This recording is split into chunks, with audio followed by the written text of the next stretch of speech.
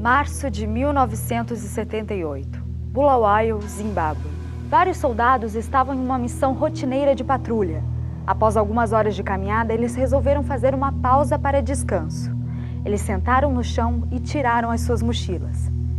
Inesperadamente, um feixe de luz atingiu as costas de um dos soldados, que se chamava David. Ele imediatamente se virou para procurar a origem daquele feixe de luz e viu que ele se originava de um objeto silencioso, de forma elíptica e que pairava próximo do solo, a uns 100 metros de distância. Repentinamente, o objeto acelerou a altíssima velocidade, sem emitir nenhum ruído, desaparecendo da vista deles. Alguns anos depois, David começou a ter flashes de memória, recordando o estranho acontecimento. Ele se recordava de ter colocado a sua mochila no chão, quando um anão, usando uma capa e um capuz, se aproximou dele.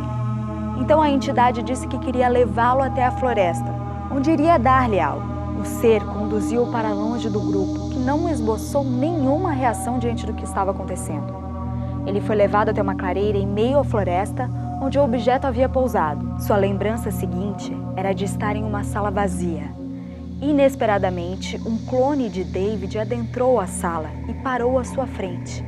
O clone usava uma capa azul e um capuz. O que ele lembra a seguir era de estar andando para fora da floresta com um estranho anão ao seu lado, usando a capa do seu clone. Então, eles se aproximaram dos demais soldados e o anão levou todos de volta para a floresta. A sua próxima lembrança era de entrar em uma grande sala em formato de meia-lua, que lembrava um hospital. Havia várias camas colocadas lado a lado, ocupadas por pessoas, incluindo seus companheiros. Aos pés de algumas camas havia uma espécie de caixa com uma substância desconhecida em seu interior. David não gostou daquele local. Ele não teve mais lembranças daquele estranho acontecimento em sua vida. Vimos no caso de hoje, ocorrido no Zimbábue. O Zimbábue é a antiga Rodésia, né? Hoje não existe mais, né? Depois era um país muito parecido com a África do Sul. Existia um governo de minoria branca, praticamente fazendo toda a sorte de abuso contra a maioria negra. Rodésia, África do Sul também.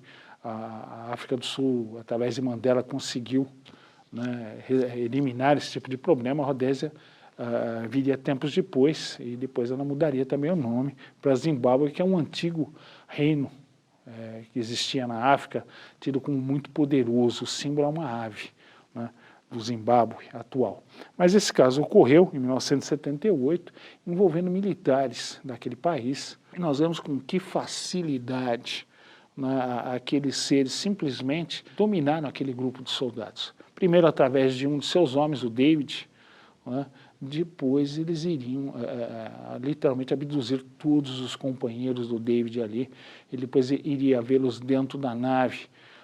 Curiosamente, né, o David também iria se deparar com um clone seu dentro da nave. Existe um caso ocorrido no Brasil aqui, se eu não me engano, na década de 70, com um jovem. Ele também teve essa experiência, só que no caso ele foi deitado numa mesa e ele viu quando surgiu o seu clone. O seu clone depois andaria aqui no meio, né, como se fosse ele, chegou aí até sua casa, tudo. Enquanto ele ficava a bordo da nave. O David parece que passou pelo mesmo processo, mas não tão profundamente, de um modo assim tão completo, de expor o clone aqui no nosso meio. No caso, ele teria visto só dentro da nave. Pelo menos é o relato que o David nos traz. Aparentemente, a coisa se restringiu ao interior da nave.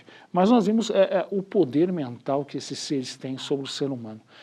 Nós, em palestras que fazemos fora, já falamos que isso está relatado em livros hindus antigos, Mahabharata, Bhagavad Gita, Bhagavad Purana, né? São livros que também falam desses deuses que vinham das estrelas até a Índia antiga e tinham um enorme poder mental sobre as pessoas.